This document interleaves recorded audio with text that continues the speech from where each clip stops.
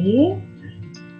Assalamualaikum warahmatullahi wabarakatuh. Selamat siang, salam sejahtera untuk kita semua. Semoga kita semua senantiasa sehat dalam lindungan Allah Subhanahu wa Ta'ala, tidak pernah satu apapun ya. Tetap menjaga protokol kesehatan, tetap semangat belajar. Selanjutnya Bu Mila akan menyampaikan terkait dengan isi dari sesi keempat pada perkuliahan kita. Bu Mila akan sounding sedikit terkait dengan belajar dan pembelajaran. Oke, tetap semangat ya. Oke. Untuk tujuan perkuliahan pada sesi keempat ini, Bu Mila sangat amat berharap saudara semua nanti memahami konsep dasar terkait dengan belajar dan pembelajaran, pun juga kaitannya dengan ragam atau jenis-jenis dari metode pembelajaran yang ada. Gitu ya. Terkait dengan definisi belajar sendiri, ya, bisa diartikan, bisa didefinisikan sebagai proses perubahan tingkah laku individu sebagai hasil interaksi dengan lingkungannya. Ya, dalam hal ini untuk penekanan pada belajar ini lebih ditekankan pada peserta didik atau anak didik atau siswa kita. Nah, untuk pembelajaran sendiri itu didefinisikan sebagai upaya yang dilakukan dengan sengaja oleh pendidik yang dapat menyebabkan peserta didik melakukan kegiatan belajar. Artinya penekanannya kalau untuk pembelajaran ini lebih kepada pendidik atau pamong atau guru atau mentor atau dalam boarding school misalkan bisa disebut sebagai ustazah, ustadz dan sebagainya. Gitu ya. Ciri-ciri perilaku belajar ya, terjadi perubahan tingkah laku secara sadar ya, artinya harapannya perubahan tingkah laku tersebut itu bersifat kontinu ya, artinya baik proses begitu fungsional ya, sifatnya juga permanen ya, artinya dia positif juga ya, larinya ke arah perubahan sikap yang positif dan aktif tentunya, terus kemudian juga bertujuan dan berarah ya, harapannya ketika kita belajar kita ada perubahan tingkah laku, tentunya ya tujuannya ya untuk ke arah yang hal-hal yang baik, yang positif gitu ya. Perubahan mencakup seluruh aspek tingkah laku, baik itu tingkah laku baik itu dari ranah kognitif, kemudian afektif maupun psikomotor gitu. Ya, untuk ragam atau jenis metode pembelajaran ini Bu Mila sampaikan beberapa saja, mungkin di luar sana masih banyak sekali saya kira yang bisa kita eksplorasi bersama-sama ya.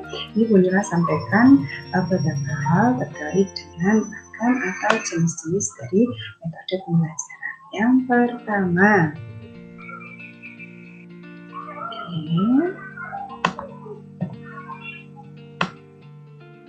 ya.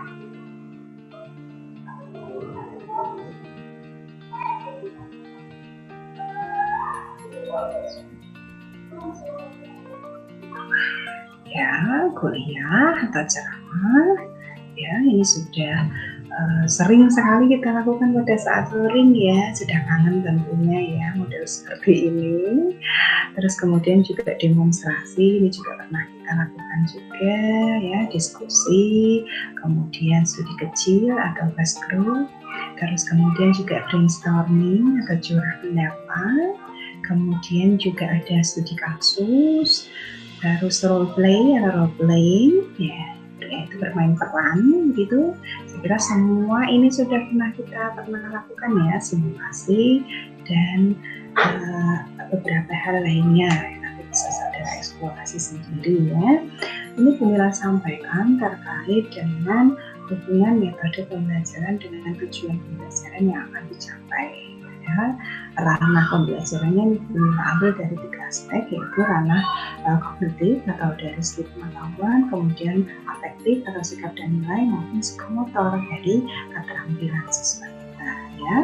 Untuk metode ceramah itu biasanya kita lebih lari ke ranah kognitif ya, artinya yang muncul itu dominannya lebih ke ranah kognitif. Untuk diskusi, base group, kemudian curah pendapat atau yang tadi disebut sebagai brainstorming istilah lainnya ya, maupun beberapa yang lainnya itu lebih condong kepada ranah kognitif dan afektif, yaitu diskusi, base group maupun brainstorming tadi ya.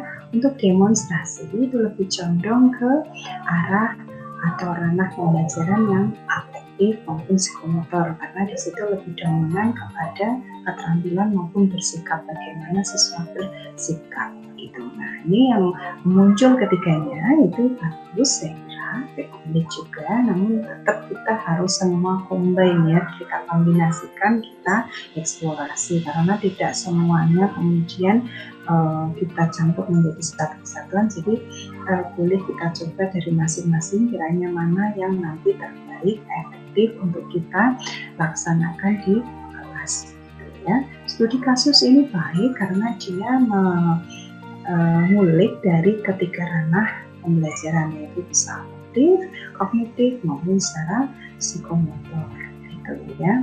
Untuk role playing ini domainnya lebih ke ranah afektif.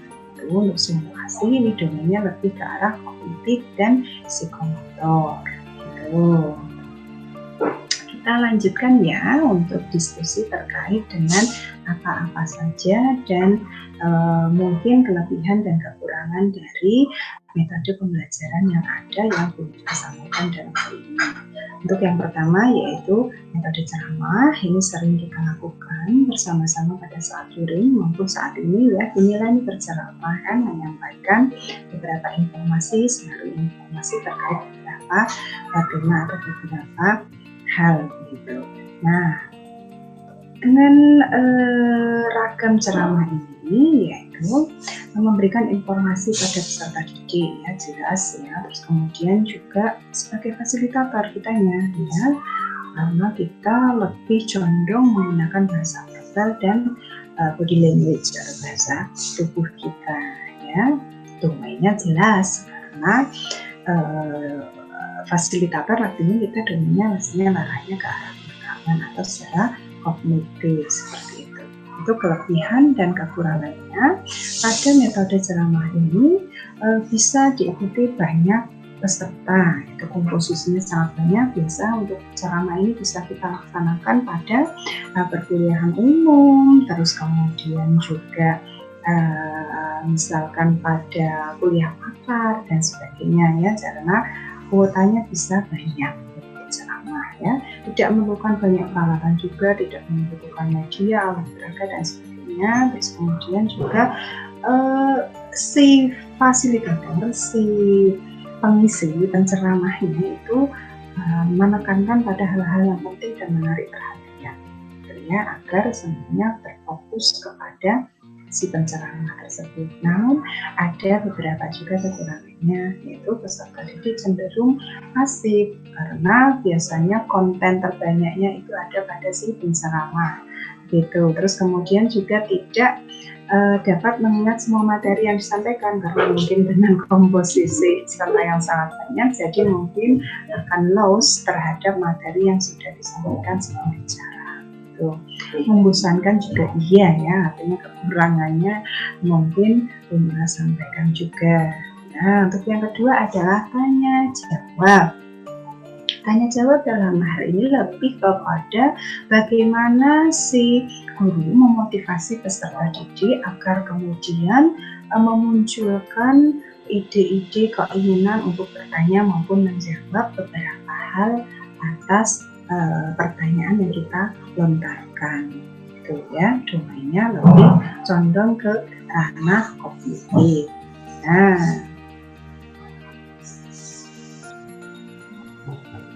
kemudian untuk diskusi ini domainnya juga ke arah kognitif dan afektif. Diskusi ini sering juga kita laksanakan, sering juga kita lakukan terkait dengan eksplorasi pengalaman belajar kita melalui materi tertentu, kemudian kita saling sharing, saling eksplorasi, kemudian saling mempresenting, menyampaikan beberapa gagasan, beberapa pengalaman, beberapa pemikiran dari masing-masing kelompok gitu ya. Untuk kelebihannya, anggota kelompok terlibat aktif ya dalam diskusi ini, pasti anggota kelompok terlibat aktif, kemudian juga mengembangkan rasa tanggung jawab keagamaan. Jadi masing-masing itu diberikan tanggung jawab, gitu, mengembangkan rasa percaya diri juga, aplikasi hasil terkait diskusi yang baik, karena itu yang disampaikan itu biasanya adalah ide-ide yang kekinian, yang terbaruan, yang orisinil begitu. Kemudian kekurangannya otomatis ya banyak menyita waktu, karena kita berdiskusi terkadang kita controlling untuk waktu, kadang harus hati-hati ya. Terus kemudian mempersyaratkan peserta menjadi tarik belakang yang juga terkait dengan bahasan yang kita kulik, yang kita bahas begitu. Perlu persiapan yang matang sebelum diskusi begitu, agar nanti proses tanya jawab berjalan dengan baik ya, dapat menimbulkan frustasi karena anggota kelompok ingin cepat melihat hasilnya. Oke, untuk kelompok studi kecil atau base group ini merupakan breakdown atau pecahan dari kelompok yang besar tadi sebelumnya, diskusi kelompok dalam jumlah yang besar ya anggota kelompoknya. Kalau ini lebih kepada kelompok yang kecil kalau base group itu ya, misalkan saja kalau di model pembelajaran kita bisa lihat DS, to stay, to stray, atau match gitu ya, yang terdiri dalam kelompoknya hanya 2 atau 3 orang saja gitu. Untuk ranah domain pembelajarannya ini lebih ke arah kognitif maupun afektif. Kelebihannya mendorong peserta yang malu ya, artinya bisa peserta yang malu-malu itu kemudian juga bisa didorong untuk menyampaikan aspirasi, karena kelompoknya terdiri dari beberapa orang saja, sedikit orang saja gitu ya. Suasananya menyenangkan, pembagian job desk-nya juga baik ya, terkait dengan kepemimpinan, siapa ketua, siapa anggotanya, hanya itu saja. Terus kemudian pengumpulan pendapatnya itu juga lebih simpel karena hanya terdiri dari sedikit anggota.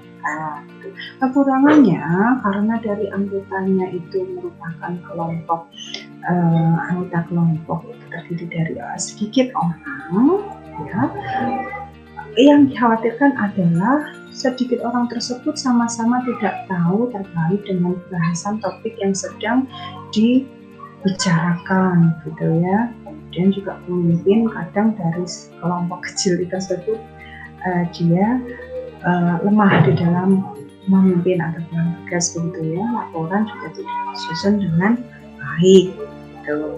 Berikutnya brainstorming, itu adalah salah satu contoh bentuk diskusi juga dalam rangka menghimpun pendapat, informasi, gagasan, pengetahuan, pengalaman dan sebagainya ya dari seluruh peserta dari diskusi tersebut. Untuk domain ranah pembelajarannya dia di ranah afektif dan kognitif.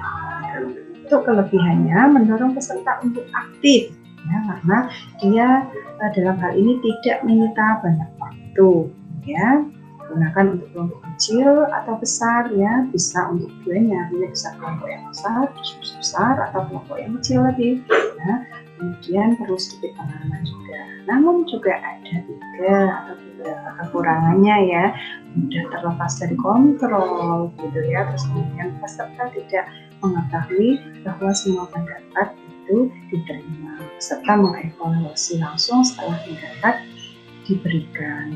Kadang kekurangannya seperti itu.